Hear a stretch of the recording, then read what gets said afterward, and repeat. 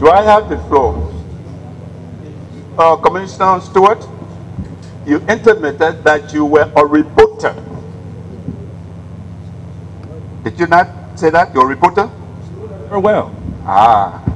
You are aware of that.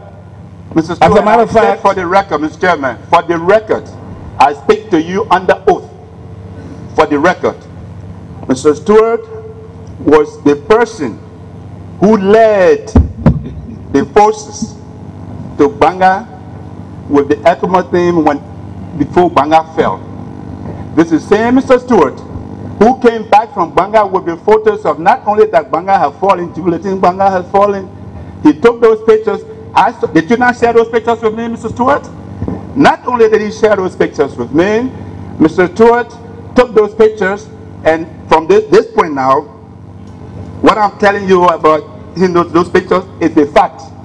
The issue of him having sold those pictures for $30,000 in TRC, and if it comes to that, I can prove the witnesses, and I can bring here to this commission the people, because when Ekuma was going to Banga, Stewart speaks Pele.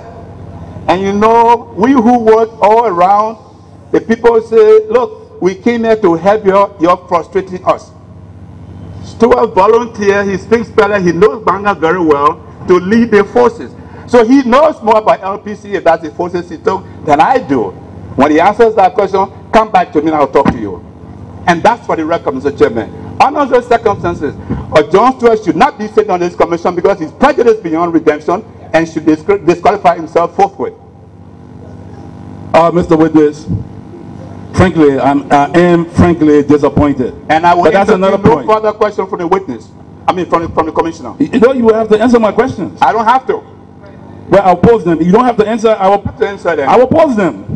But let me remind you, since you spread on record, let me also spread on record that I, 1994, went to Banga. I was serving as the associate editor of the New Democrat. I was contacted to go to Banga by Ms. Wede Koba-Wure. Yes. When Banga fell, there was no news of what was happening in Banga. And when I came back, after spending 3 weeks, I wrote stories in the New Democrat. Banga burns. Banga burns. It's there, it's on the record. I don't know, where were you at that time? And to have said that I led your forces, but the records are there. But let me just say what transpired. There's a young man sitting right here in the audience there. He's now an amputee, Monga. He was one of your soldiers in Banga. General Ruth Milton was your commander in Buchanan Afrawa Mill. Isaac Kana was your field commander. Emmanuel Tote, alias war boss, who was killed in Bassa, was one of those.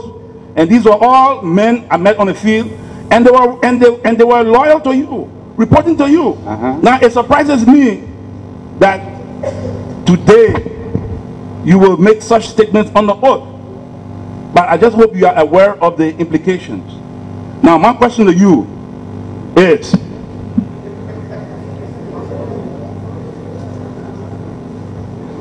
in which capacity did you sign the Abuja Peace Accord? Only warring factions were signatories to the Peace Accord. And you say that the LPC you formed was not a warring faction. So I ask you, in which capacity did you sign the Peace Accord? You plead the Fifth Amendment or the Article 21? You know, Mr. Stewart, if I don't address someone like you, people listening will think that I've got something to hide. I think you do. You don't know what you're talking about, if I may be blunt. Until you know what you're talking about, come back and talk to me. That's the point I'm making. The people you name as signatories to the Abuja Accord, look at the accord again. In which capacity did you sign the Abuja Peace Accord? As head of the warring faction? In which capacity did you sit on the Council of State? As head of the Wheelbarrows Association or as head of the warring faction? I did not sit on the Council of State as head of a warring faction. Let's get that very clear. Okay. In what capacity? I sit on the council in the capacity of George Boley. Audience, please, let's have it quiet. Please. And the reason I say that,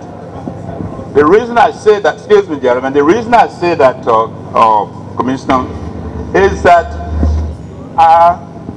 not in tune with the document that you're trying to pose questions from.